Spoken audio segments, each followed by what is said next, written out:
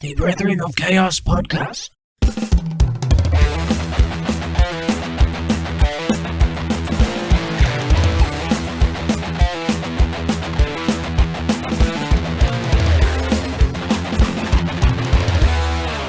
Hello and welcome back to the Brethren of Chaos podcast. We're back for another one. We've had a bit of a heavy one last time. Yeah, a deep thinker. Yeah, a couple of days ago for us as well. We are cramming them in. We're trying to get ahead of ourselves again, aren't we, Steve? We're trying to build, a buffer. A buffer, yeah. In case one of us dies. Yeah. There's a few to throw out. As a horrific accident. We can't quite make the podcast.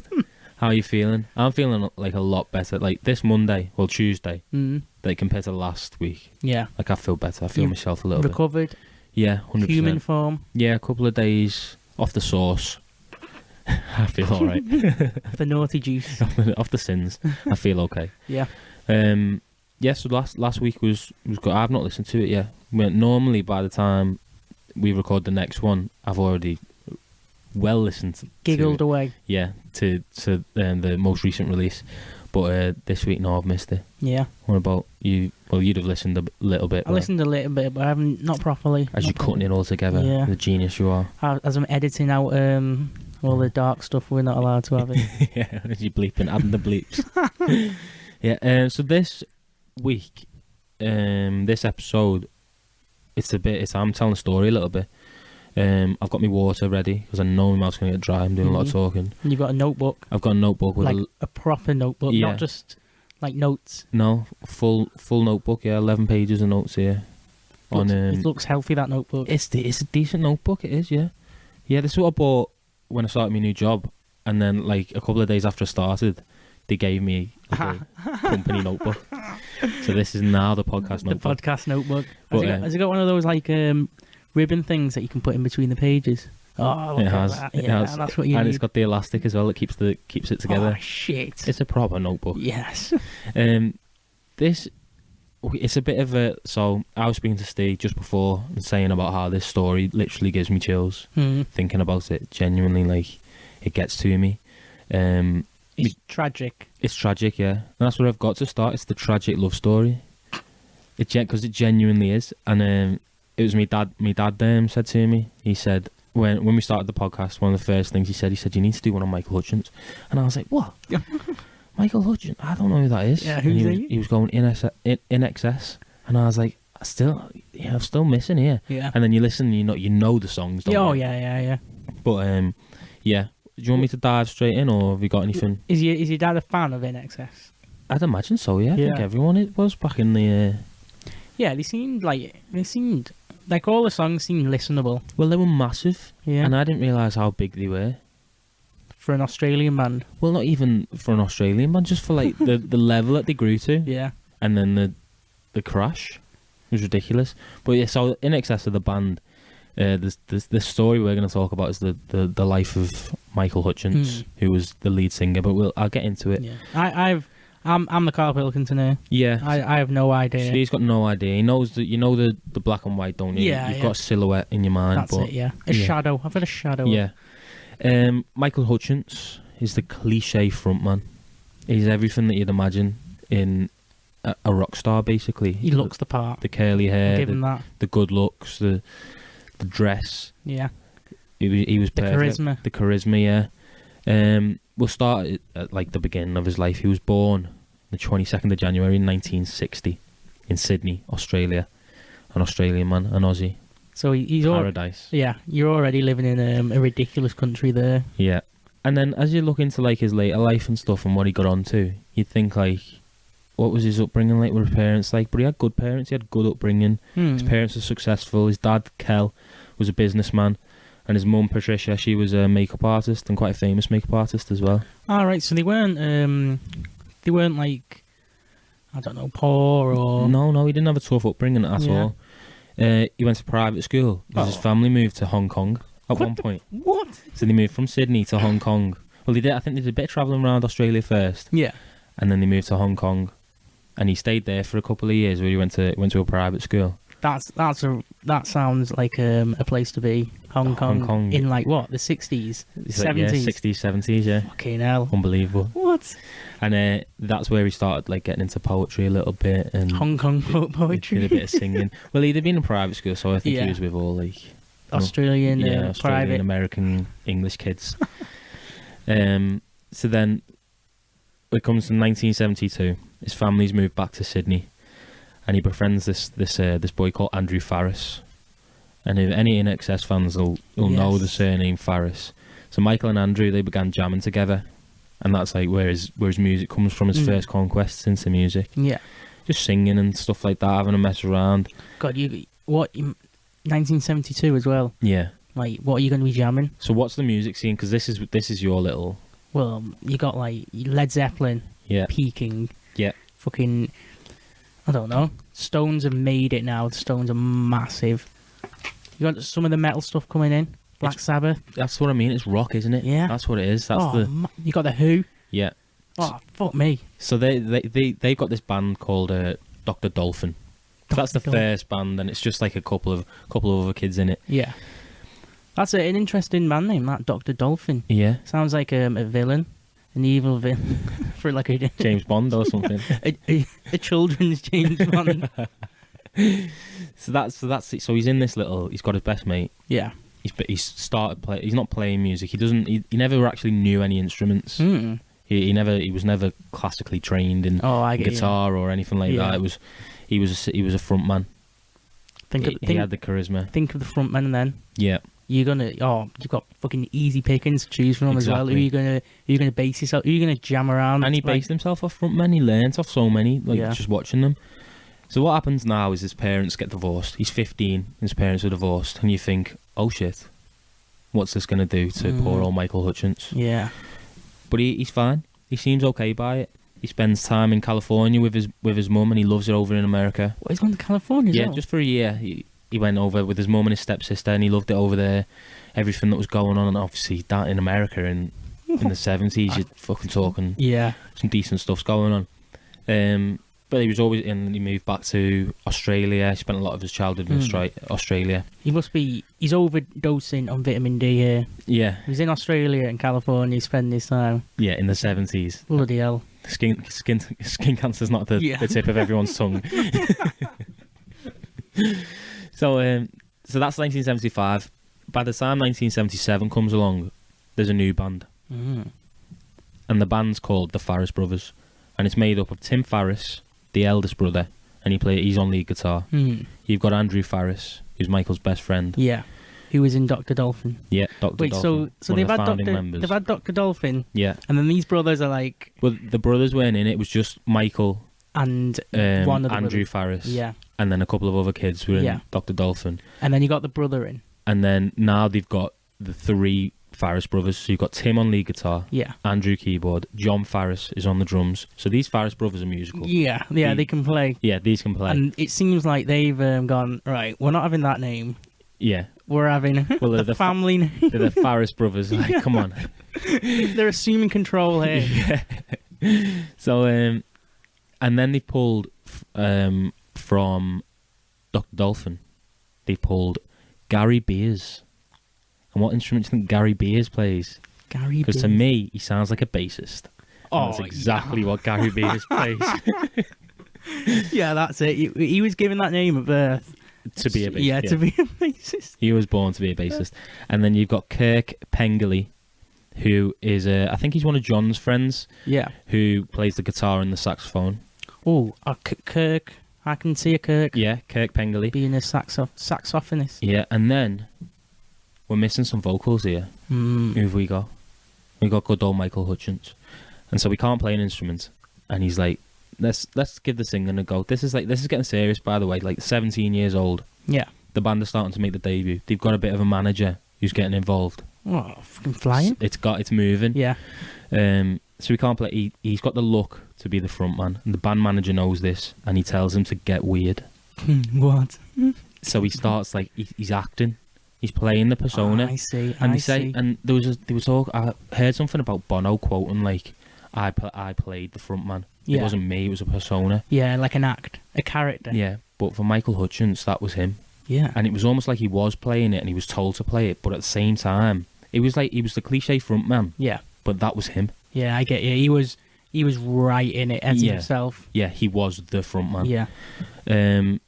So he like what he'd wear was like he'd wear like velvet capes and stuff like that, and he'd reach out to the crowd, and it was just like it was insane. People said in his early days it was like this guy's going to do something. Yeah, special. he's going places. Yeah. So there were a couple of stories as well. So he went into a house share as he starts the band, and in the house share they used to call him the Little Prince. That was his nickname. The Little Prince. And he only had one proper job, and he was in an electronics factory, and he only lasted 2 days. Wow. And so that's like. Does it say what happened there? No, I'm guessing he just didn't fancy it. No, nothing mad happened. Didn't get fired. Didn't kill someone.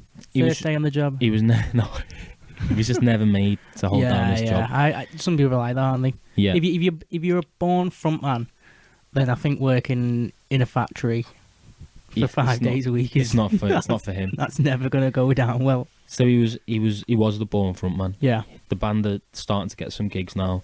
He was, and this is a quote. He was all charm, all looks, and they said he could be quite shy with women. He could be quite shy, but with women, he was still the frontman. Oh, I see. So he's got this something about him. Yeah. And then I was looking like there's interviews where he talks about when he was like the girls were never really all over him when he was a kid, but then, like you were saying before, some of the rock bands that are coming through, some of the music that's going on, a nice cool rock band, obviously talented lads. Oh God, yeah. They're flocking. He's drowning. So what year is this? Like late 70s? Late 70s. Yeah. Right now, 1979. Yeah. The Farris brothers have decided to take a U-turn. What? They're changing the name. Again? To In Excess. In Excess. I see. I like that name. They've gone for it, and it was something about like there was a band in Britain at the time. Was it XTC? Yeah. And there was a TV show in Australia or something that was again like the initials that kind of spelled out a couple of words and stuff. They took inspiration from that. And it's catchy. In Excess is catchy. Yeah. It suits a band name, doesn't it? Yeah, and for the listeners who don't know, it's literally the letter I, letter N, letter X, and letter S. Yeah. And you say In Excess. And this is where the climb starts to. Yeah. So in Australia at the time, there were loads of little mining towns, and they were full of money in those towns because booming. All the people who were doing those jobs were absolutely they were raking the money in. Yeah, they were so rich because no one else wanted to do them, so they had to pay them big money. What? So these towns are full of money. The pub rock circuit, and this is where In Excess are getting big. Oh yeah, the pub rock circuit as well. They're doing like 300 gigs a year. There's no head counts, no age counts. It's like 40 degrees. It's drink. It's drugs. Yeah. And because it's like these tough men. Yeah. Like Michael Hutchence is going up there in a velvet cape, singing these whispery songs, and he had to perform. He had to win over these crowds every single night. Yeah, in pubs. Yeah, in pubs. Yeah, with these like tough miners. Yeah, big beards. Yeah, and In Excess are coming up, and the guys long curly hair, leather pants. Yeah, dead skinny hips, everything. Exactly what you're picturing in the front man of a rock band. Yeah. And that's so he's got to put on a show. He's got to put on a show, and he puts on a show, and he wins them over every night, and it's just building him up. His confidence is sky high. It's almost like at his peak. And then MTV take notice. The big guys. Because the MTV's starting to get big. Yeah. They look at these guys. These have got the look. They can see the potential. Yeah. Well, it's the They've look, got isn't it? Yeah, that's what it... Definitely with like that sort of MTV style thing. It's all image, isn't it? Yeah. And In Excess started, they went and supported Adamant in the US. Oh, yeah. They supported Queen in the UK. Wow. And you think, like, Michael Hutchence is learning off. Oh, yeah. Like, think of them two there are like leaders. Yeah. Who he's supporting there. Exactly. Who more better could you take an eye? Like, you could imagine before the show, or after you played. Yeah. And then you're watching them come on, taking notes, seeing how they're doing it. You're learning from the very best. Yeah, the top dogs. Yeah. He is, and so this is where, like, obviously we're seeing the growth of In Excess here. They've started to release the singles, release albums. All the songs are written by Andrew. Would write the melodies, and Michael would write all the lyrics, all the words. And he said that he just sing random things over the top of these melodies, but it always worked. It always fits. Yeah, it always fits together. So he did have an ear for music then. Yeah. If you're doing, he's not just like, you're like a front man, but he doesn't have the music side. No, and we've all seen them, haven't we? Where yeah. A front man is just... He's just an image. He's just the most confident. Ego. Yeah. Big ego. But this guy's talented as well. Yeah, if you're writing lyrics and stuff and doing the singing over like that, what you've said there. Yeah, because the first time I was like reading about it all, I thought that it was just Andrew who'd write all the songs. You hear about it even with some of the most talent. Like Elton John didn't write any of his songs, did he? Yeah. It's stuff like that. But no, he was writing the lyrics over the top. Yeah. And you listen to them, and they don't mean the lyrics aren't that deep, are they? I don't know, are they? But no, because there's like songs that really hit you hard, aren't? Yeah, yeah. Like the performances and like the performance of the song that hits hard because it's like his voice is like unbelievable. But but I mean, he still wrote the songs. So obviously the band's getting massive. The growth is just ridiculous. If you're touring with Queen, yeah, and I feel like that happens quite a bit. Like that first initial, like the first few steps, it's always massive, isn't it? Big jump. Yeah, so they're at that point, and then it comes to 1987, and they released the biggest album, and it's Kick. Yeah, that's the biggest one, isn't Never it? Tear Us Apart, I Need You Tonight, all the songs written by Michael and Andrew. Yeah, just top level songs. Top level. If the listeners don't know who we're on about, 100% go and listen to them. You'll know the songs. Yeah, they'll know them. Yeah. They're definitely them type of songs where people are like, have heard them. Yeah, it's in your mind, definitely. So In Excess they were number one in America with these songs. I think it was I Need You Tonight which really got them going. 2 years, 10 million copies sold. What, 10 million? Wait, like try and picture that. Like, how do you put that into like? How do you conceptualize that? I don't know. I've never seen 10 million people. I don't think I've seen 10 million of anything. Yeah, that's a lot. Yeah. So 10 million copies sold. They did a 14-month tour. What the? That's a mega tour, that. And they had an In Excess branded plane. What? For the tour. That's like fucking... So, yeah, so you hear like bands go on tour in the bus. Yeah. These have got their own plane. Yeah, and it's all the rock and roll cliches. Yeah. It's sex, it's drugs, it's drink, it's everything. Yeah. Hutchence actually had the nickname The Candyman. I wonder why. He used to give out pills, he'd give out lines, and he'd give them out like sweets. Yeah. And this is like, obviously, these boys, and I didn't even think of this until I'm reading this now, like 10 million copies, think of the money that they're making. I didn't even think of that. Like they must even within, if you like think of being within that situation as well. Yeah. Partying like that and all that money. Oh my god. Like you're not worried about anything. No, aren't you? No, you're not. You're not even thinking of anything. And that's like, there's a point they keep like the drugs in the makeup bags. Yeah. And they were called like fag bags or something. But it was like, that was the thing. Like the rock stars would wear makeup. Yeah. He was just full of drugs as well. And there was a story of when they were coming off the In Excess plane. Yeah, this party plane. Yeah, and it's landed, and all like what is it? What are they called? Like the people, the security who check all your bags and all that. They've come up to the plane straight away. Yeah. And Michael pulls out this giant bag of cocaine, and he sniffs 2 massive lines off the table. Yeah. Everyone's like, "What are you doing?" What the fuck? And then he picks the rest up. And he throws it in the air, and he tries to sniff as much out of the air as possible. What the fuck? And it all comes down. He's just fucking covered in it. What? His hair, his face, all down his clothes. Now that is so ridiculous. And they were going to him like, "What are you doing?" Yeah. And he says, "Isn't this what a frontman's supposed to do?" What? No, no. Now, in a way, yeah. Yeah. So what like, a response that is. Do you know what? And it's meant like I've watched the interviews and I've seen the pictures of him. Yeah. I can't imagine that from him because he's got like this such like the face of like. I know what you mean. Like not innocent, but. No, but not like that. Yeah, I know what you mean. Yeah. Not as like doing stuff like that's extreme. Yeah, it's wild, isn't it? Yeah. Like I get that he's a rock star and I get that he like, but that's like And that's not obviously it's not a one-off story. Yeah, that's crazy. That. So that's the level of drugs, and it's constant drugs. It's like there's stories that I'll go on to later where he's backstage at Wembley and stuff. Yeah. And passing drugs around to everyone. So he's by now they got to be addicted, haven't they? Oh, 100%. Yeah. Addicted. He probably spent his whole life addicted. Because he was 17 when he started, and I bet when you're in those mining towns, Oh yeah. you know, in the outback in Australia, Just travelling around. yeah, you need something to get by, don't you? Even if you weren't a rock star, travelling around. I tell you what, though, that's the life, isn't it? Like, you need that to get by. It's a party lifestyle. Yeah, that's it. Rock and roll. Yeah, you can't just be sober. No, you can't. And you can't just drink or you'd never fucking do anything, would you? So that's his drugs. The girls, he dated model Michelle Bennett, and you got to remember it for later.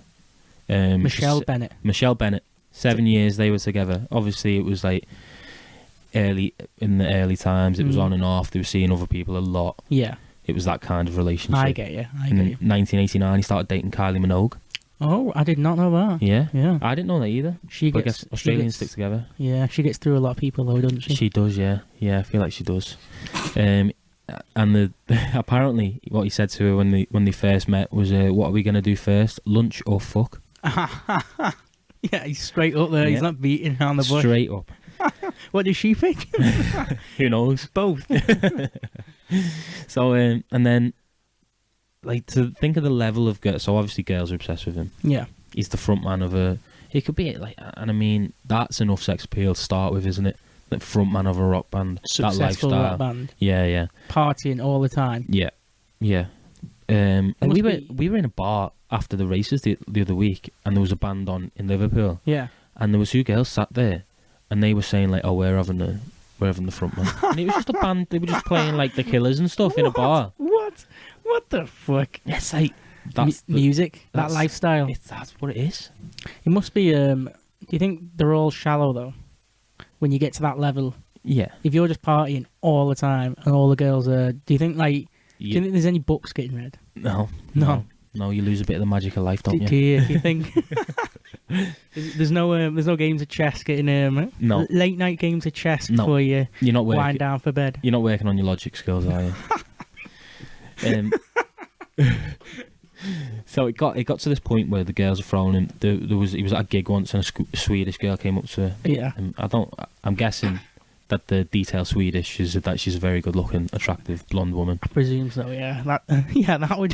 and she wanted to take him straight back to the hotel room. Yeah. And she said, he was like, okay, and she said, I'm just going to go to the toilet first. Wait here outside the toilet. Hmm. And she was in there a while, and when he listened in, she was pissing the tune to "I Need You Tonight." What? What? Stop there. What do you mean? Like, she was pitch. That's what she was. Pitch perfect. Yeah. Well, that's what she was doing, Wow. and that was his level of girl, Yeah. Okay, I see. which is pretty serious. Especially with the Swedish. The Swedish, yeah, The Swedish. The Scandinavian girl. yeah, the Scandinavians. That's what it was. Built like a Viking. Yeah, so it's getting crazy, Yeah. and Yeah, I think like even if we go back to like traveling around like the pubs and stuff yeah, in Australia, I feel like that would be wild enough. yeah, because I mean, you're getting girls thrown at you there anyway, aren't you? Yeah. 100%. Yeah. But now these are like It- Kylie Minogue level. It's hard to contemplate, I think. And this is like these girls that he's seeing. Like, there's obviously more girlfriends than just that, Yeah. but they're like popular girls as well. So the media love it. He's massive. I see. They like yeah, the couple. Yeah. It's all that, and that really plays into what goes on, I think, Yeah. later on in his life. I get you. So 1991 comes along. In excess of massive, as we've been saying. Wembley Stadium. That's what they're playing. Michael's moment. But it's kind of the beginning of the end. It's him and his thousands, and they're locked in together, but all he can think about is listening to Massive Attack backstage and thinking, this is new, this is different, and this is like this. I say the beginning of the end. It's like in excess of peaking. Yeah, that was around that time they were like, He's at Wembley Stadium, yeah, but he can feel this new music coming up, Wow. There's this new front man. There's this Kurt Cobain. There's this grunge rock. This muddy, yeah, well, rough. If you think like loads of people say from them hair metal bands like fucking what are they, Poison and what are they called, Motley Crue and all that. Yeah. They said like the day Nevermind dropped by Nirvana, they all knew their careers were just like down the drain. So that's what he had. He was listening to Massive Attack. And this, like when I was saying before, he's walking around backstage. He's giving people ecstasy tablets. Yeah. And he's listening to Massive Attack, and he's thinking, "This is it." And the word I've got down is in excess were bloating. Bloating. Yeah, they were massive. They were an epic band, and like at this They Wembley were swelling. Stadium, they spent $500,000 Australian dollars just to record this show. Yeah. They had helicopters. Like Fucking hell. the 6 band members had like hundreds of suitcases. They were like this giant. It was almost too big. Yeah. It's like it's unsustainable. Yeah, Completely unsustainable. it's like how can like that big? We couldn't imagine that. No could we? way. No way. I can't even imagine fucking travelling around the No. pub What have I in got? Australia? What have we got? Like, so they had 6 of them or hundreds. We couldn't fill like 25 suitcases, could we? God, With no. my stuff, Not at I all. haven't got enough stuff. You got a lot of trainers though, haven't you? Yeah. You told me you got loads of. I've got a few, yeah, but not enough for 100 suitcases. 100 suitcases. Yeah, so this is the downfall. The new sounds are coming through. Like I said, Nirvana and Kurt Cobain. Music definitely changed there, didn't it? Around that era. Yeah. So this is like early 90s. Yeah. This is it. And the future, this new music, it's overtaken Mm. and it's swamping Michael Hutchence. Swamping him. Yeah. It's eating him up. So he's not feeling good about all this. No. No. There's something inside him that's like you said, the alarm bells are going. He Yeah. knows something people aren't going to be listening to in excess Yeah. at those levels for much longer. So he goes to Denmark. That's so interesting though. Why? Like I don't know, just like the level of awareness you could be in the moment. Yeah. Like I know I said about like them metal bands, they all said as soon as Nevermind dropped, they knew. Yeah. But this is a bit different, isn't it? This is like a bit of a bigger, like Yeah, he's literally. it's a bit deeper. Yeah, he's literally at the show, Yeah. backstage, Wembley, thousands of people. He knows it. He knows it's going to be Michael Hutchence out there. Yeah. On like, I know he's with the guys, but it's going to be him alone. It's going to be all those people. It's going to be so intimate. But he's still thinking, let me just listen to this Massive Attack. Yeah. Let me see what's they're going on doing. here. And it's fucked him up. So he's got this new girlfriend, supermodel, like he was doing. The Michelle Bennett one, or No, this is Helena Christensen. She's from Denmark. oh, another Scandinavian girl. Yeah. Bloody hell. You know, he picks well. Mm. Chooses well. Mm. He's in Denmark and it's late, and this is a major, major turning point, like massive. Yeah. So it's late, he's drunk, he's getting into an argument with a taxi driver. He gets out of the taxi and he starts having a fight, and this taxi driver knocks him out What? and he smashes his head on the floor. Yeah. Like proper bounces his head. He's Oh, in I see. hospital. When you get knocked out Yeah. and you fall, like I presume fall backwards. Yeah. Bounces his Head on the floor. Yeah. Oh, that's no bueno, that. He's in hospital for 2 weeks with severe concussion, and he's got brain bruising, and he recovers. But everyone said he's not the same. Ah, And do you know when we say I see. always hear stories about people Head with injuries. concussions, head injuries, fucks them up. Yeah. Well, You- 2 weeks in hospital. Yeah, Well, 2 weeks alone, like, when you're with a head injury. yeah. He's lost his sense of smell, his sense of taste. Oh, he's not got coronavirus, has he? I don't know. No. I don't think so. His character's completely changed. People said that he used to be such an easygoing guy. He's cynical. He's judgmental. He's Yeah. negative.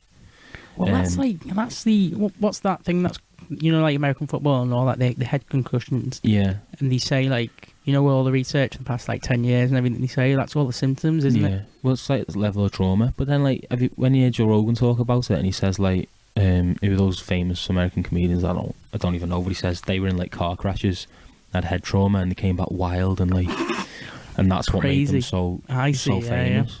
But What about Kanye West? yeah, They say that's he was normal, wasn't he, before that car crash? exactly. I'm telling you, I was worried about my dad after he did this. I was thinking, yeah, he's all right, but what if his mind never comes back? Yeah, but is he all right? Yeah, he's just as boring as he used to be. No, I can't. I take that back because I told him he needs to listen to this podcast. We'll edit that. No, so no, I just want to apologise for that. So Michael Hutchence, he's had his thing, his career changed. Gary Beers has come and said he's a dick. He's a dick. That's his quote. The bass player's come out and said he's a dick. What? It's not what he was like. Now he's a dick. Wait, so this accident was in Denmark? Yeah. Well, like, and what year was this? About mid-90s? Yeah, mid-90s. And that's changed. Well, early 90s. Yeah, early 90s. And after that, everybody's like, something's not right here with him. Yeah. Bass player's coming out going, he's a dick. Yeah. But he's still in the band. The band is still going for a good, like, what is it? They think they go for another 5-6 years. So he's had all this. It's all getting on top of him. Yeah. Like I said before, he's swamped. He's getting eaten up by this. He's had the accident. His personality's changed. His bassist's calling him a dick. He's probably still on the drugs. He's definitely still on the drugs. He retreats to Monaco. Ooh, that's not a bad place. I've been to Monaco. Yeah. I wish I could retreat there. Yeah. And this is where his guests are like Bono and Prince Albert of Monaco, Johnny Depp. Oh, fucking. And it's all like too much for him. Yeah. And so he's like, it's. Oh well. And I know he doesn't want it. And they always say that at this point in his life, he was the front man, regardless of whether he was choosing to be or not. Oh, I see. Yeah. So these guests are coming round. Yeah. And everything's just trapping him in this rock and roll lifestyle. All the cliches. Yeah. Have trapped him in. I get you. He's walled in by is. like the everything, the big picture of everything. Yeah, and there's points where like he tries to escape. He goes down the road to like I think it's his manager or like a friend's house in Monaco. Yeah. And he just tries to live a normal life. He tries to cut in the grass and stuff like that. A bit of gardening. And he just can't do any of that. Oh, fucking he tries to go to McDonald's in the drive-through. Yeah. And it said like he couldn't drive. But what he had to do was... Was he always too fucked to drive? No, he just didn't have a driving licence. Wait, what? That's ridiculous in itself. So someone had to drive him to McDonald's and then he'd swap seats to order, collect the food. I see, yeah. And then they'd swap seats again and drive him back. And it's like, why? What the fuck? I didn't get that. And then that's where it said like he was always the front man. Yeah. He hasn't experienced normality. No. Especially for a long time. He was 17 when this all started. Yeah. God, I think that'll just mess you up anyway. If you're living that lifestyle, yeah, it fucks you up. You can't even like go to McDonald's. No, and you hang around with like fucking Bono and Johnny Depp. Exactly. They're probably cool to talk with, but I can't imagine if you're at that level to hang around with them. Having a night with Bono and Johnny Depp all the time, fucking coming round. What was Bono like? Because Bono talks quite a lot about. I think they were quite close. Well, Bono's he's like got the worst ego ever. Yeah. Do you remember when like everybody got a free U2 album, didn't they? Yeah, on the iPhones. It was like nobody wanted it. You couldn't delete it. They were literally giving the album away for free. Yeah. And everybody didn't want it. Exactly. So he's there. He's with Bono. Yeah. He's with Johnny Depp and Prince Albert in Monaco, and he's having all this. And this is where we kind of scoot forward a little bit to 1994, and this name, Paula Yates. And if you're familiar with the story, you'll know Paula Yates. She was one of the hosts. She had a section on The Big Breakfast, which is a TV show here in the UK. Yeah. Which was like, it was called like Paula on the Bed or something, and she'd interview like famous stars like on a bed. Yeah, that's such a 90s thing, that. That's like, that could only ever have happened in the 90s, or like some early 2000s. Yeah, I know, it's stupid. And you know what? I don't know, you won't have watched it, but please go and watch the video. What? It's like a 6-minute clip of that interview. It's the cringiest thing. It's so awkward. What, so they're lying in bed. Yeah. She's got like this little dress on, he's wearing like his rock star, and their like legs are crossed together. Yeah. That's what she did with everyone. She introduces it. She says, for the first time, this is a guest I want to have my leg over. And they're all lying in bed together. Yeah. And it's so intimate. Yeah. It's almost like... Is it awkward? It's painful to watch because it's almost like a private conversation. I see. So they're sat there lying in bed, talking, and like they're close to each other's face. Yeah. It's like... it's like a conversation that you'd have after sex. I know what you mean. It's like that kind of conversation in bed. It felt so weird. Yeah. Why She- is that getting recorded? Why is that on like TV? Exactly. Imagine the One Show. Yeah. Is it Genius doing the One Show now? Yeah, Jermaine Genius. Imagine Jermaine Genius in bed with like Jermaine on the bed. That's such like a 90s thing. That It is, and they'd been in excess. Had been on the Big Breakfast the year before, I think it was, or they'd been on before. And she'd said it come out that she'd said to one of the producers, like, "I will have that boy." Yeah. Yeah. What the fuck? So the big thing with Everybody's weird. the big thing with Paulie Yates at that time. So she's doing this interview. Yeah. Her husband at the time was Bob Geldof. What? Wait, so And this is Band-Aid, Yeah. the Saint Bob Geldof. and Bob Geldof's wife Yeah. Is lying in is having bed. this weird intimate interview. And it's on Bob Geldof owns this TV network. And he's behind the camera watching it. What? No. He's watching it all. He sees the whole thing. Thing is though, he's weird as well, isn't he? Yeah, he's a bit fucked like. But this is where it comes out. So they have that thing, and then a year later Yeah. it comes out that she was having an affair with Michael Hutchence. Paulie Yates and Michael Hutchence. Bit more than an interview on the bed. Yeah, they had a bit more than that. So they have the splits. Hutchence splits from Christensen, the Danish model. The Danish, yeah. And Paulie Yates splits from Bob Geldof. Poor Bob. They had like 3 kids together, 3 daughters together. Yeah. She tried for custody of the daughters. I didn't have a chance. No way. And the reason she didn't have a chance was one of the maids, a cleaner, found a shoebox under the bed full of opium and pictures of Michael Hutchence and Paulie Yates doing like very private things. Wait, what? Wait, so Paulie Yates had that under her bed. Yeah, and the cleaner found it. Wait, and Bob has been sleeping on this bed as well. Yeah, well, I think I couldn't remember. I couldn't work out whether it was Paulie Yates and Michael Hutchence's bed, or Oh, I see. like whether it was after the split, or That's a weird box to have. yeah, it's just straight. Yeah, to hide it like that.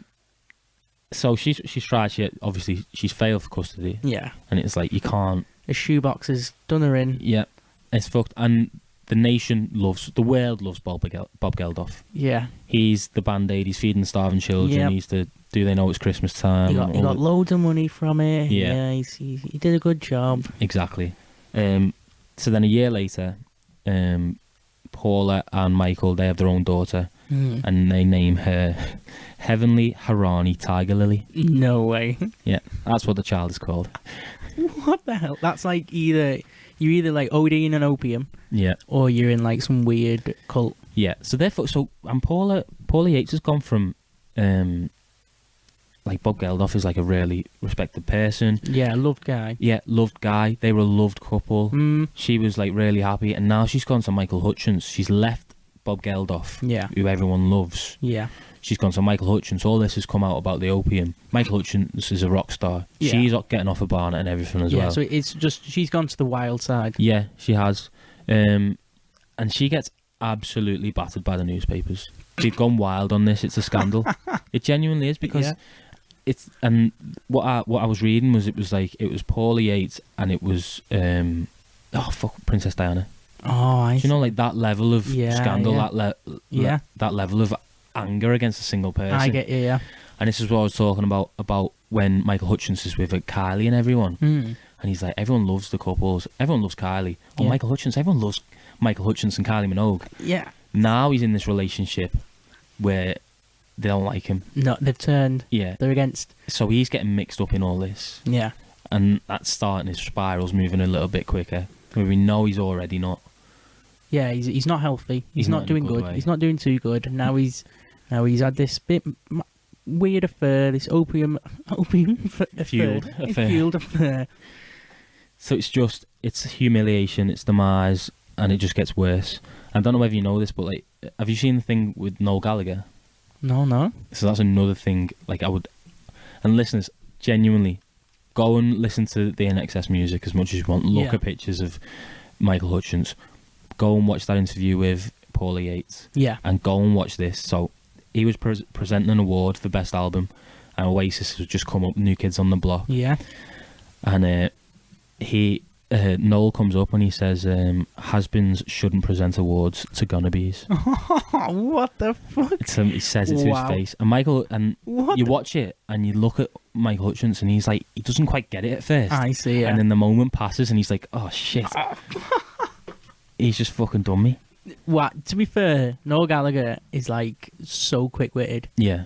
Actually, you know what? I fucking love Noel Gallagher. Yeah, they're both like, and these were more of like the new kids coming through and like swallowing up Michael Hutchence even more, swallowing up In Excess. So his anxiety of like this new music and everything a few years before, is like it's building on and everything. He's thinking about it, and then fast forward a few years, and he's given an award to one of these. Yeah, and he says that to his face. Yeah, in front of everybody. In front of everybody.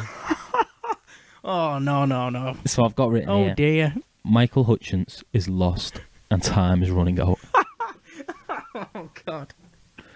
It's just getting worse. It's just getting so worse. That's not a good situation there, isn't it? It's like that's almost like the passing of the torch. Yeah, I think so. It's like I'm done here. Yeah. Everything's too much. So he's had all the drugs, everything like that. He's been knocked out by that taxi driver. He's tried to get himself back into a normal life, but can't do it He's at met all. Paula, and that's fucking all this newspaper rivalry. The rivalry between Hutchence and Geldof. It's just like, it's getting too much. Noel having a quick dig. Cheeky Noel. Exactly. Cheeky little Noel. I need to watch that video, definitely. Yeah, it's like, do you know what? It's a hard one to find. There's a couple, like, it's like people filming the tellies and stuff, but no, it's awful. And like, loads of it gets like, do you ever watch like Live Aid and you see Freddie Mercury? Yeah. And it's almost sad watching it because you can tell he's like, because he didn't, was it Live Aid? Yeah, when he knew he was going to die. When he knew he was dying, yeah, and he just wanted to get out there and just fucking do it. And it's almost like really sad. These moments are like almost like that. Because you can tell he's just... Yeah. Even the interview on the bed before Paula and Michael ever got together, you can tell it's awkward, it's weird. Yeah, like, I get it. He feels awkward there. Yeah. It's strange. So we come forward to the 21st of November 1997. 1997. So I was 1. I'd just been born. You just an infant? Yeah. In your nappy? Yeah. Well, I would have been in a nappy as well. Yeah, I was in the May. I was a newborn baby. In Excess, starting an Australian tour in 2 days. So he's going back to his roots. Smaller venues, smaller crowds. Oh, I see. Smaller tour. Hutchence, he wants Paula and his daughter, Tiger Lily, and he wants to bring the Geldof daughters over. Yeah. He's like, come and join me. But Bob, you can stay where you are. Yeah, you stay over there, Bob. But you guys come and... Paula's not sure. She's like, I don't know if we're going to make it over. He's like, oh, don't worry. What? Wait, what? Why would you pass up that opportunity? Australia? I think it's very, very... She's got to be careful what she's doing. Yeah. She's on a knife edge. Not only the newspaper's on a case, Bob's on a case, because he'll just fuck her with everything. He leaves rehearsals that day. He's fine. It's normal. This is on the 21st of November. He goes to the Ritz-Carlton Hotel, and he used to use, like, you know, like, I love those stories about rock stars using, like, different names to book hotel rooms. Oh, yeah. Like, fucking stupid names. What's that? There's films, isn't it? What's the film where they make they're going through, like, the book of, like, who's in the hotel, and they know it's, like, one of the bands.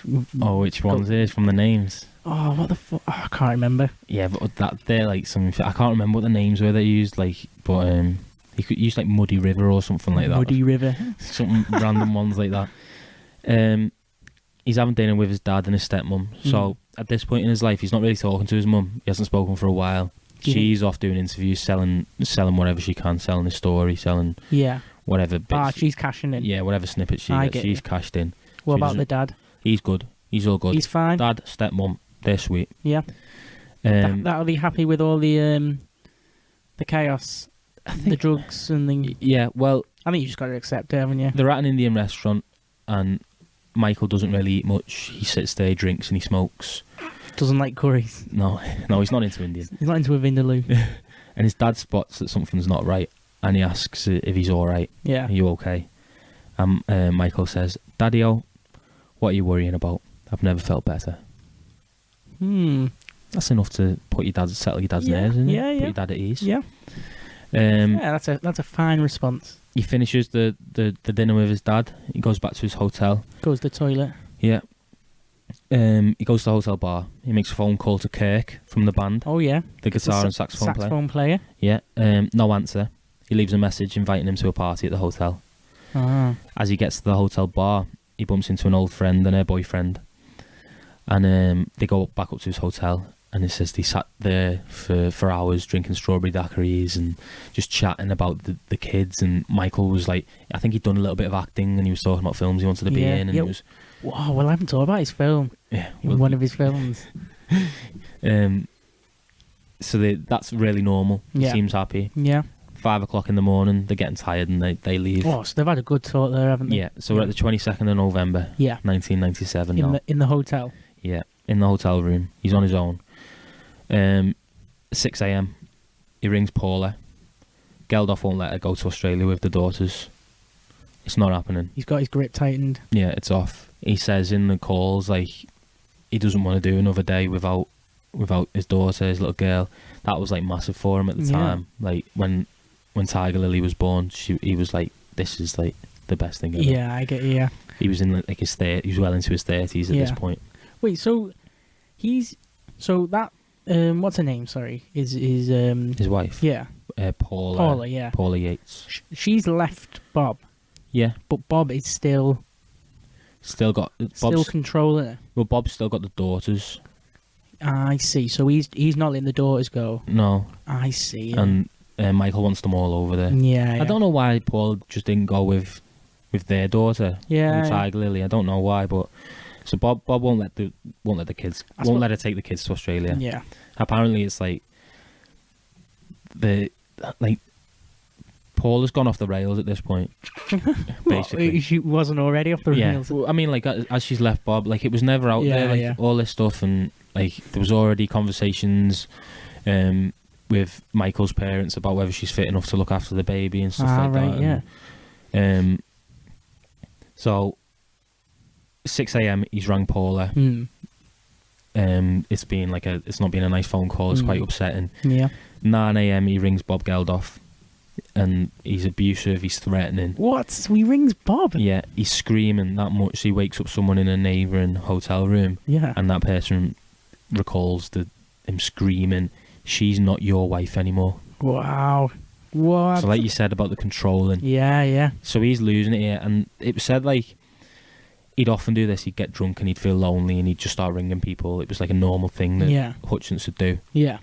He'd just start ringing round looking for someone to just talk to. Yeah, obviously this is getting out of hand because the upset and the emotion behind it. But it's a big thing, that, isn't it? You know, you got your gig, you got your tour coming up. Yeah. Wife can't be there. Daughters, stepdaughters. You're back home in Australia. You're feeling a bit lonely. Yeah. So what he does is he rings Michelle Bennett. Oh, I see. His girlfriend of 7 years. Yeah. From the beginning of the story. Oh. And there's no answer, but he leaves her a message. 9:40 a.m. he rings the NXS manager, and there was no answer. He leaves a message, and all the band and everything recall him saying, "I've fucking had enough." Yeah. Yeah. Oh, on the message. On the message. Yeah. I see. And that's like the part that they recall from that. Yeah. That message.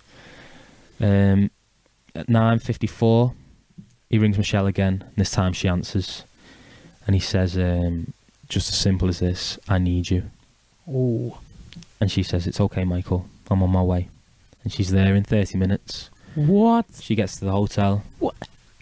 She's there in 30 minutes? Well, she's Australian. Oh, she was already... In Australia. Yeah. Wait, still, that's all he said. Yeah. were going back for a bit. Yeah. Well, I think he must have done this before. Yeah, he must have rang her before. She must know the deal. Yeah. She must know the score. So that's still though, you know, you just go, I need it, and someone just comes immediately. That's the song though, isn't it? Is that a song? Oh no. Wait, let me just nip back into my notes. I've forgotten with all the shite I've been spouting. What? So yeah, I need you tonight. No, fucking hell. So that's what he says. I need you. She gets there. She rings his room. When she gets down, there's no answer. She goes up to the room. She knocks on the door. There's nothing. She looks down and there's a note on the floor, and it says, "I want to sleep in." So she looks at it. She picks it up and she writes a note of herself. She said, "I'm here. I'm waiting," and she posts it back under the door. Yeah. And an hour and a half goes by, and it's like 10 to 12 now, 11:50 a.m. and a cleaner's come to his room, and she knocks again, and there's no answer. And she's using a master key to get through the door, but as she pushes the door, there's a heavy weight behind the door. And as they get into the room, Michael Hutchence is naked. He's on his knees, leaning against the back of the door, with a belt around his neck. There's no sign of life. What? It's 37 years old. Wow. So he's found. Obviously, there's a panic. Michelle Bennett's there. The cleaner's there. Everything goes on. The band are rehearsing like they were yesterday. Yeah. And they're waiting. And they were used to waiting for Michael Hutchence. Oh, yeah. He was always late. Yeah. He was the front man. Yeah. Turns up when he wants. So they're sat there and they're watching the cricket on the TV. And a breaking news comes up.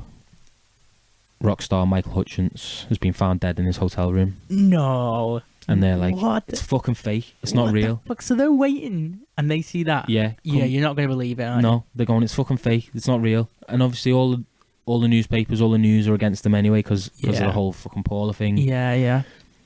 And then a news camera rushes into the room. What? Right into the lad's face. And they're like going, what's your reaction? What's your, like all this? You got Tim, he throws up. Kirk runs away. He drives to his farm. He gets drunk. He falls into his fields. He cries. He's done. Andrew was a zombie. He said the words were gone to his music. He was a zombie. He wasn't even a person anymore. No, he was done. He couldn't write any more music. There was no purpose for it. I get it.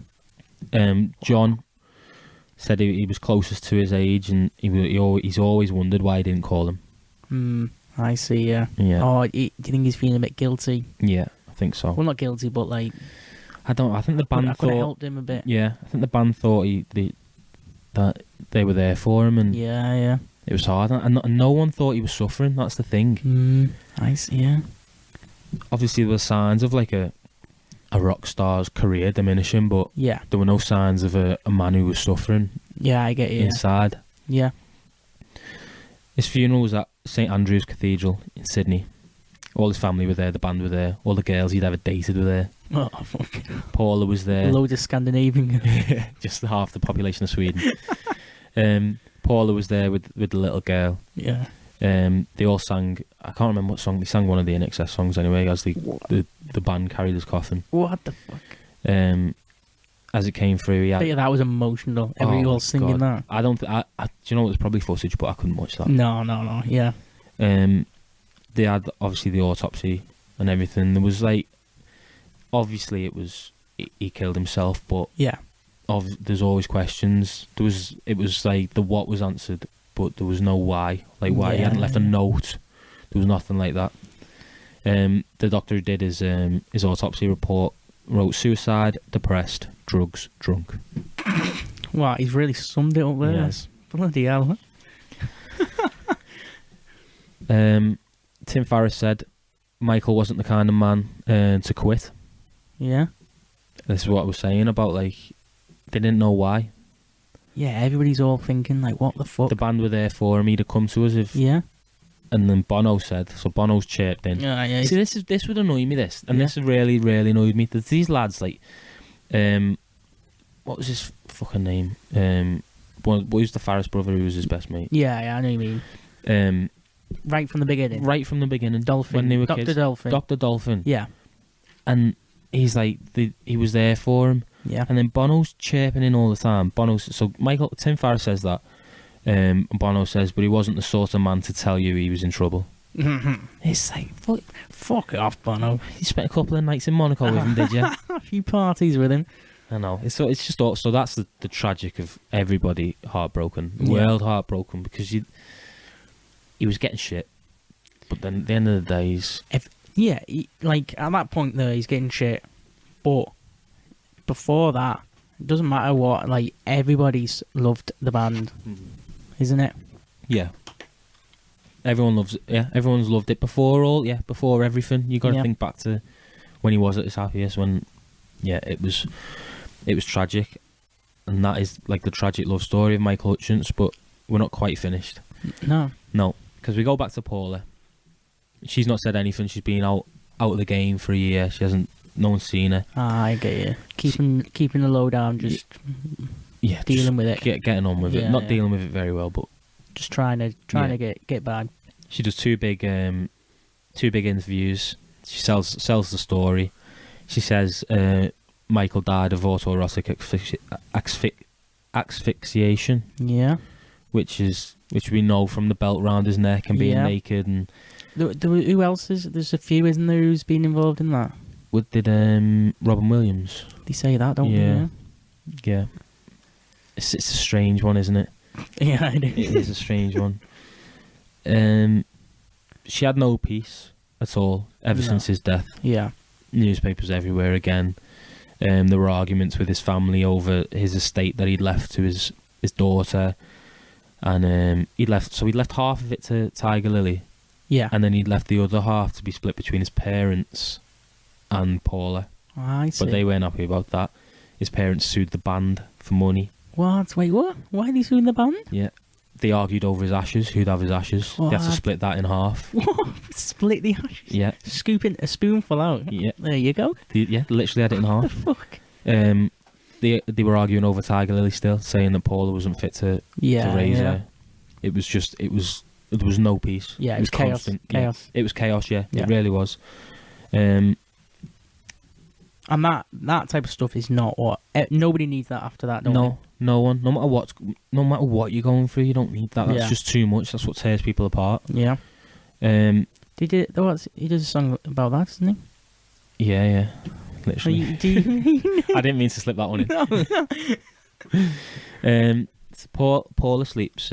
Obviously, she's mourning. She's fucking grieving. Everything under the world. She's left. She loves this man. Yeah. She's got a daughter with him. It's like that life is being snatched away from her. It's almost like I don't know how she feels, but like it's been snatched away from her like that. Yeah, it's gone. It's just. Everyone thought he was fine. Yeah. And he's in a hotel room and he's just upset that his family can't come out and see him. Yeah. Before you know it. He rings Michelle, is it? Michelle Bennett? Yeah. Is that her name? Yeah. And she said she's coming, and he's still, it's a bit odd that he didn't wait. Still did it, yeah. That's a bit odd, isn't it? She was half an hour, yeah. Almost like he wanted her to. Yeah. But I don't know, and then he said he's sleeping in. It's a bit, oh God, I don't even know. I don't know. My head's gone, It's fucked up, innit? And he's on that Indian restaurant, and he says to his father, Daddy-o. Yeah. What is it? Nothing to worry about, something. Yeah. I've never felt any better. So he's not reaching out for help, is he? No. Not in an obvious way, anyway. No. That's he's not pushing away, but he's saying it's all fine. Don't he's saying worry. things. So he's drunk, and he's saying stuff like, "I can't do another day without my daughter, Tiger Lily." Yeah. This is in the night, isn't it? Yeah, in the phone calls. Yeah. He's saying, "I've fucking had enough" to his band manager. So, do you think so in that night? So he must have been feeling depressed and stuff inside. Yeah. And then after he's talking to his friends till 5 in the morning, they leave. He's lonely. Yeah. And it fully switches. Yeah. And he's like, "That's it. I'm done. Yeah. I'm logging off. Shutting down. It's too much. Yeah. No, anyone he's trying to reach out to can't get there quick enough. Yeah. He does call a few people, doesn't he? Yeah. It's not like he's calling one person. No. He goes through quite a few people who are close to him. Imagine the guilt as well. Kirk rang him as he left the restaurant to say, party back in my hotel room. Oh. Any of them. All the people I spoke to. Yeah. That guilt. I mean, fucking Paula and Bob Geldof are on the other side of the world, but... And see, Bob Geldof, who was the last person he talked to? Bob? No, it was Michelle, wasn't it? Yeah, Michelle, yeah, in the morning. But then before the last call... That was answered was Bob, yeah.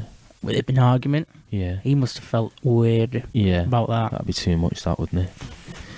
So, Paula, obviously all this has gone on. Yeah. She sleeps with the urn by her side every night.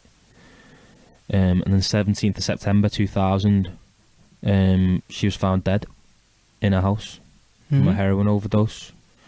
And who found her? It's not going to be Michelle Bennett, is it? No. Her 4-year-old daughter. Oh, no. Tiger Lily. No. To a phone call. Went to the house and she answered the phone. And she said, Mummy's sleeping. No way. That is... What the fuck? And that was the end of the fucking tragic love story of Paula. That is so bad. She was 41 when she died. Yeah. And how old was he when he died? 37. 37. Both of them. That's that girl. Both of them. Both her parents died. In 3 years, yeah. And she found her mum. Yeah. Oh, man. That is so... And how old was she? 4? 4, yeah. See, she doesn't even have, like, the concept of... No. Oh, I don't... What the hell, Cal? What are you doing here? It's fucked. No, I just get... It's just genuinely... It's just so tragic. There's not, like, any positive out of that at all. No. There's no positive to take from that ending. With Bob Geldof, he legally adopted Tiger Lily. Yeah. So she grew up with her half-sisters. Yeah, and that's pretty much the end. Got to the end of your notes there. Yeah. Wow. That's the life. And I didn't know that end bit then. Yeah. That was like... See, that's what got me. Like, you get it. Like, oh, I know it sounds awful, but yeah, rock star kills himself. Yeah. And then, just to add on the final bit, his daughter finds his wife. Fucking hell. But, no, I just think with this, it's just such a cruel story of... Like, my dad always says that the media killed him. Yeah, like, so he was doing good, everybody loved him. Then the Paula thing, the media, and it just spiraled it. Yeah, it was relentless from the media. So, but that's like my dad's point of view. But I think there's so much more. I think. Yeah, what do you think? I think it got so big, INXS got so popular. Yeah, they were giant. I think, all that comes up to that level, and I think him getting that realization that it's not going to last forever. And then slowly coming down and down, and then feeling lonelier and lonelier. Yeah. Because, I don't know, I think it's... And you have to be troubled anyway, living that lifestyle. Yeah. You're not getting fulfilled. There's no easy days, is there? No. Drugs after drugs. Party after party. Girl after girl, just coming and going. He must have some terrible sleeps. Yeah. I don't know if he slept much. No, he'd have had dementia anyway. Yeah, he would have got dementia anyway. No, like that whole lifestyle is just not set up for healthy. No, it isn't. Healthiness. That is like the live fast, die young, really, isn't it? Yeah. The literal definition. But it's almost like, I get the drugs. People do drugs like that all the time. Yeah. It's like he wasn't. I don't know. I think the loneliness killed him. I think. I can kind of see that. Like, I think the genuine crash of INXS. Yeah. From that height. Losing it. Yeah. Because that's like, let me just nip back when he was at Wembley. Was that 1991? I think it was. 1991 at Wembley's the day he listens to Massive Attack. And he realises that the end's coming. And then 1997. It's like 6 years. You've been doing it since 1975. 6 year demise. Yeah. 1977 was the debut. Fucking hell, yeah. What the fuck? What the hell? Yeah, and then last year's is just lonelier and lonelier. Yeah. He's with Paula, but it can't, like, from what people have said. It's toxic. It's sour, that, isn't it? Soured. She's a heroin addict. Yeah, she's fucked as well. It's not going to be in a good relationship there. No. Bob's sticking his foot in the door all the time, I can imagine. Yeah, I can imagine, definitely. And that ending, definitely, where he's ringing up people and nobody's answering. He's on his own. And I don't think it would matter, because Michelle Bennett was half an hour away. Yeah. I don't think it would have mattered. No. I don't think it would have mattered if she was outside his door. Yeah. I don't think anyone could have got there quick enough. He was done. Yeah. I think he was. It's just fucking tragic, isn't it? What a tragic stuff. It's full, like... Oh, it's just... Feel emotional. It's so emotional. Like I was saying to you, listening to the story just like gets chills every time. God, and the kid bit. Yeah. Wonder what she's like now. I think she's doing all right. Yeah. I think she's changed the surname to Geldof as well. What? Pretty sure she has, yeah. Wait, so how old would she be now? Late 20s? So she was 4 in 2000. So it's like our age, yeah? Yeah, she'd be our age. Bloody hell. Yeah, I wonder what she's... Because you must be... I don't know, because you're not going to have PTSD from that. No. At 4. You're too young to... You should have had an unbelievable upbringing as well. Yeah. But you've got to, like... The more you're older, you start realising... Yeah, and there's stuff like if it's a normal person, you can be protected from the story, can't you? Yeah. But she's going to know that she can read it. She'll have a listen to this, find out all of it. The whole truth? I know. Yeah, so there's no running. She's not running away from any of that. No. There's no hiding from any of that. No, there isn't. Fucking hell. Do you think she can remember it? Maybe. I don't know. I never experienced anything that tragic as a child, and I bet it's engraved in a memory. But yeah, but it's only like she must have only realised it's bad afterwards. Yeah, she must have done. What do you think then? What do you think it got him? I don't know what to say, Cal, to be honest. Yeah. I honestly, I think that I can, within the immediate of that night. Yeah. Like the loneliness after all this downward spiral and everything, and him ringing people and nobody answering. You're right. It's just that night, isn't it? Yeah. I feel because like there's no... It's really like 5 o'clock onwards. Yeah. That's not a good time to be awake, no matter what. No. It's time to go to bed. Yeah. Nothing good's coming out. And I've been there when you're on, like, when you've been going all night. Yeah. And the night, you can feel the night coming to the end, and that doesn't feel good, that. No. But I've just gone to bed. Yeah. I can't imagine the feeling of trying to ring people. Nobody's answering. No one answering. Think of the room. It must have been dark. Oh no. And you've got like the morning light coming through as well. Yeah, that's the worst life. Yeah, you don't want to be seeing that light, don't you? When you've been awake all night. No, you don't. No. No, it's just. So I think that bit definitely. I can see like how bad that must have been. Yeah. And then, like you said, the media. And the change where everybody's loved him. Yeah. He's been like the top guy. And we're forgetting him fucking smashing his head as well. Yeah, there's that. I bet that fucked him up. And Noel Gallagher. Noel Gallagher did it in. Yeah. I wonder if Noel Gallagher said anything after that. I wonder, yeah. What would he said? I'll have to have a little sly comment. I know. Yeah, so I think definitely when you've had... like the media and all that, when they got like, who's that girl who killed herself a few years ago or within the past 10 years? Oh, Amy Winehouse. No. The girl who killed herself. Whitney Houston. No. No, the media killed her. Caroline Flack. Oh shit, yeah, Caroline Flack. Yeah. They say the media killed her, didn't they? Yeah.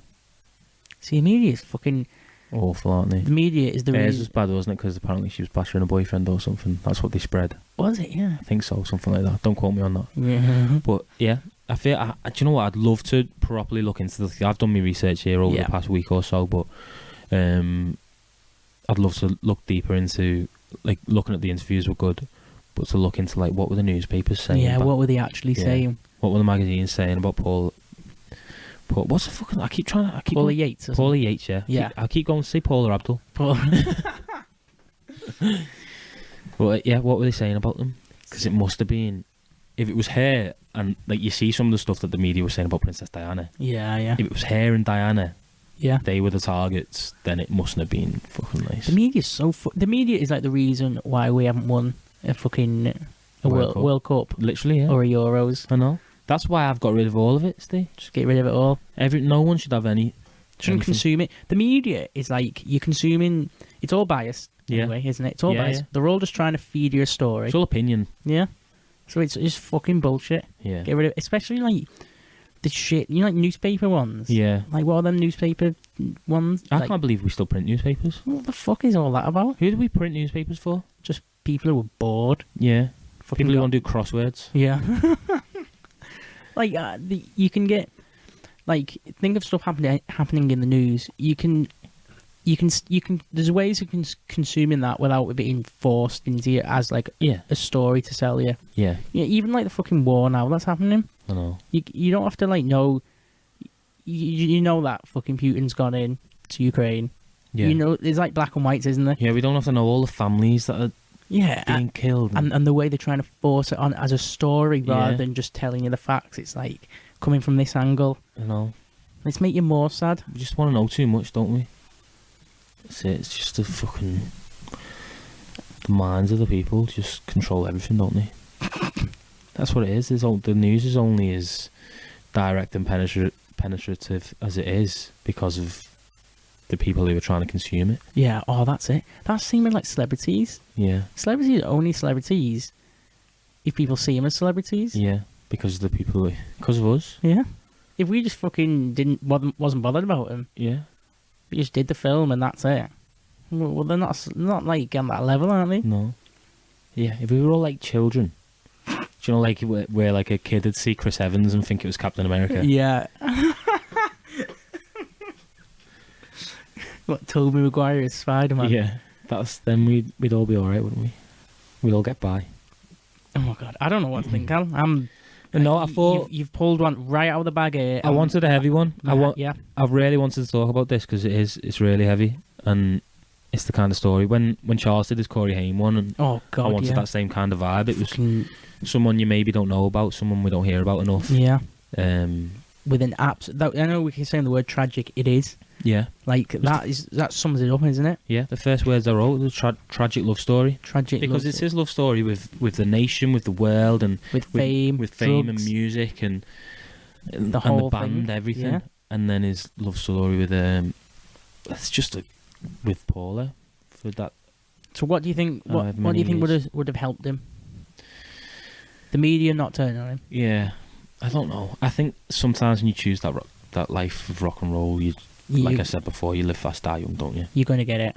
Yeah. You're going to get it somehow. He made it 10 years longer than a lot of other people. Yeah, I guess so. Yeah, I guess so, when you put it like that. Yeah, he did. Yeah, he was just doomed from the start when you pick that lifestyle. Yeah, I think you are. I think you are doomed from the start, genuinely. What about, do you think... I'm surprised Bono's still there. I know, yeah. And Geldof. Fucking rats. But they're both Irish, aren't they, though? Yeah. They must have something going on. I know. Well, what about, them type of people, and like, if he didn't make it as a frontman, say he did the, what was his job where he lasted 2 days? The electronic factory. Or he just carried on living a life like that. Yeah. It still would have gone downhill.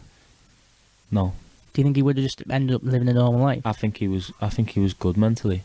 Yeah. I think he would have been all right from what you hear from the stories of when he was a kid. But do you not think it would have ate him up that he's got this like ego? Yeah, he's got this like charisma to be something, and he never been it. Well, those people just aren't popular in normal life, are they? Like those people who've got an ego and that confidence. Like me and you sit here or sit in the pub, and you see that kind of person, you're like, oh, what a dickhead. Yeah, fucking. Whereas that person is the star when you put them in that life. When you put them in a band. Yeah. When you put them on stage. Yeah. I genuinely think the band and like music and everything, that fame, I think that killed him. Yeah. Well, obviously it did. I don't even know why we're having the discussion. It's not up for debate. Yeah, it isn't. No, 100% that lifestyle. Yeah. As soon as it's all just drugs and all that. Yeah, it just soured, didn't it? It really did. Do you think he was doing any exercise? No. No exercise? No, I can't imagine. Well, apparently he was a good swimmer when he was in Hong Kong. Oh. Swimming's good. Swimming's nice and all chill. Australians are good swimmers though, aren't they? It's in the blood. And they get eaten by sharks. Yeah, only got to get away from the sharks, haven't they? Oh, Right? I'm exhausted, Steve. I honestly don't know what to say. No, I'm like, I've got nothing my left. head's rocked a bit. As soon as I finished Tragic Love Story, we should have cut it off. Finished. Yeah. Ended. How long have we done? We've done an hour and 15. Beautiful. Oh, fucking, you pulled one out of the bag here, I know. I feel like I needed to get that out there. I need to listen. I can't wait to listen to this one. What have we got up and coming? Anything? We need to get a new wire so we can get another guest on. Oh yeah, we've got a bit of the XLR cable is a bit dodgy. Yeah. It's one of those ones where you have to like twiddle it around a bit. Give it a wiggle, yeah. Good technical issue. But we'll be back. The only thing I'm doing is fucking turning my head off now. Yeah. I don't want to plan it. Gotta go and watch footy. Oh yeah, Liverpool Man U. Yeah. That should be an alright watch. Big game. Yeah. Yeah, you'll be alright. If you beat him. Yeah, you don't need to worry. I don't have to worry. Right. Should we call it a pod, Steve? Do you want to? Yeah. Yeah. I'm honestly got. I'm gonna say again. I've got nothing to say. Yeah. I'm done, Cal. Well, thank you for listening to me, Steve. You've wrote my head off. Thanks for listening. And listeners, thank you for listening. We'll be back next week with some more ramblings. This was brought to you by Merdley Productions.